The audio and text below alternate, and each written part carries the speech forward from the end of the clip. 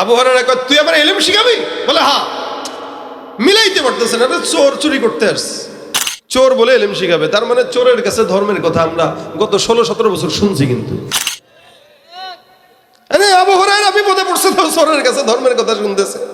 করি না, আমারও ভাবনা স্বভাবনা বা সাময়িক সময়টা আমার একটা হালত হয়ে গেছে, ঘরের সন্তান বাচ্চারা খাওয়া পায় না, যার কারণে আসলাম, দয়া করে আমারে ছেড়ে দেন। আবু হুরায়রা তার সন্তানের কথা শুনলো, দিলের মধ্যে নরম চলে আসছে। সাহাবায়ে কেরাম যদিও তারা একদম আইয়ামে জাহেলিয়াতের জামানা থেকে আসছে, কিন্তু পয়গম্বরের ছায়ার বরকতে এক একজন স্মরণের মানুষ হয়ে গেছে। সাহাবা আজমাইনদের অনেকের শিক্ষা যদিও কম ছিল, কিন্তু তারা ছিল মানুষ। কিন্তু আল্লাহ পাক রব্বুল আলামিন তাদেরকে মাফ করার ঘোষণা করলেন। এক একজন সাহাবী রাসূলের সোহবতের কারণে আসহাবী কান্নুজুম হয়ে গেছেন। নবী বলেন, তারকার সমান দামি গোটা উম্মত যদি এক একজন সাহাবীকে মানে, আল্লাহ পাক তাদেরকে জান্নাতের রাস্তায় পাঠায় দিবে। এক একজন সাহাবী দিলটা দরদওয়ালা, দরদমন্দওয়ালা দিল, সাহাবী ছেড়ে দেয়, যাও। রাসূল করিম সাল্লাল্লাহু আলাইহি ওয়াসাল্লাম ফজরের নামাজে হাজির, মসজিদে নববীর মধ্যে এসে ডাক দিয়ে বলে, হুযায়ফা, বুঝলাম না চোর কোন জায়গায়? হুরায়রা ডাক দিয়া বলে, গত রাতের চোর আসলো। হুজুর বারবার কান্নাকাটি করে আল্লাহর কসম খেয়ে বলল, মাও খানা পায় না, বিবিও খানা পায় না, সন্তানও খানা পায় না, যার কারণে চোরটাকে আমি ছেড়ে দিতে বাধ্য হয়েছি, মায়া লেগে গেছে দিলে। নবী ডাক দিয়া বলেন, আবু হুরায়রা, মায়া লাগলে লাভ নাই, ওই আটা আসলেই চোর। দেখবা গত 2 দিন যেভাবে তোমাকে ধোকা দিয়েছে, আজকে রাত্রেও আবার ধোকা দেওয়ার জন্য আসবে। পয়গম্বর 3 বার বললেন, প্রথমবার বললেন, দ্বিতীয়বার বললেন, চোর 2 বার আসলো। এবার পয়গম্বরের কথা অনুযায়ী 3য়বারের পালা। আবু হুরায়রা চিন্তা করে, এই চোরটাকে 2 বার ছাড়ছে, এবার যদি ধরা পড়ে আর সারাসারি নাই। আমাদের দেশেও চোর আছে কিনা? ধরলে কি করেন? মারেন না, সাইজ করেন। কিন্তু আফসোসের বিষয়, 2 টাকার পকেট মারকে ধরলে আমরা মারতে মারতে বেহুশ বানায় দেই। অথচ এদেশের সবচেয়ে বড় বড় কোটিপতি চোরেরা, এরা সামনে পাইলে বারবার সালাম দেই, ঠিক কিনা? ছোট চোররে মারি, বড় চোররে সালাম দেই। এই কারণে তো দেশ চোর মুক্ত হয় না, দিন যত যায় চোর বাড়ে। কথা ঠিক কিনা? ভাইরা আমার, চেহারা দেখতে মানুষ, আসলে চোর। চেহারা দেখতে মানুষ, আসলে দুর্নীতিবাজ। চেহারা দেখতে মানুষ, আসলে ঘুষখোর। এজন্য চেহারা মানুষের মতো হইলে মানুষ না। আবু হুরায়রা মনে করছে এটা মানুষ, চোর কিন্তু মানুষ না, চোর। মনে রাখবেন, মানুষ এক জিনিস, গুনাহগার এক জিনিস। প্রকৃত মানুষ যারা, তারা চুরি করতে পারে। প্রকৃত মানুষ যারা, তারা আল্লাহর কথা অবাধ্য করতে পারে। প্রকৃত মানুষ যারা সুন্নত থেকে বাইরে যেতে পারে। জোরে বলেন। ভাইরা আমার, দেখেন নবী করিম ডাক দিয়ে বলে, আবু হুরায়রা, আবার আগামীকাল এই লোকটা আসবে। সাহাবী আবু হুরায়রা নামাজে দাঁড়াইলেন, সুন্দর করে দেখতেছেন কোন জায়গায় আসে, কোন দিক দিয়ে আসে। দড়ি মুড়ি ফিট করে রাখছে, আজকে যদি আসোস বাইন্দা একদম রাসূলের কাছে নিয়ে যাব। 2 দিন মাফ করছি, আজকে কোনো মাফ নাই।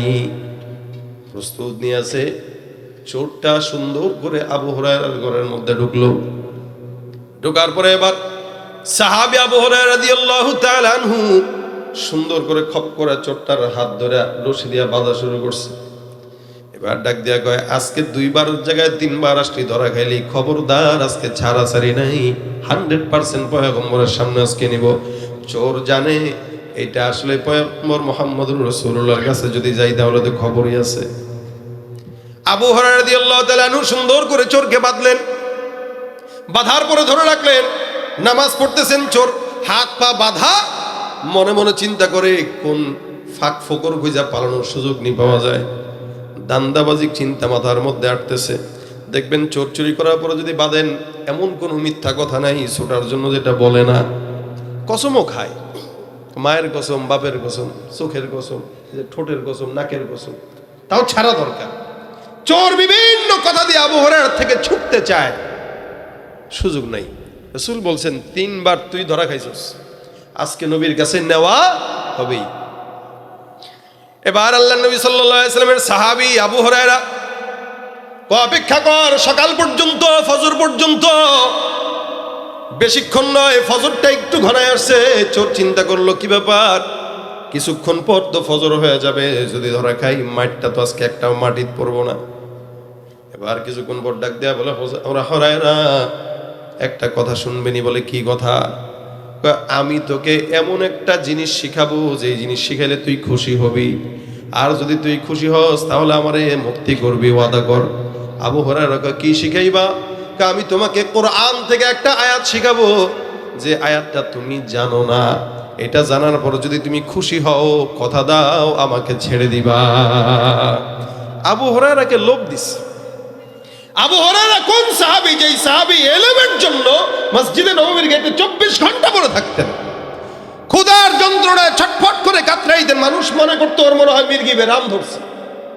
এই সাহাবী আবু হুরায়রা, তাকে লোভ দিতেছে ইলমের লোভ। বলেন তো এই ইলমের লোভ কি সামলাইতে পারে? ইলম ওয়ালা যারা, এরা ইলমের লোভ সামলাইতে পারে না।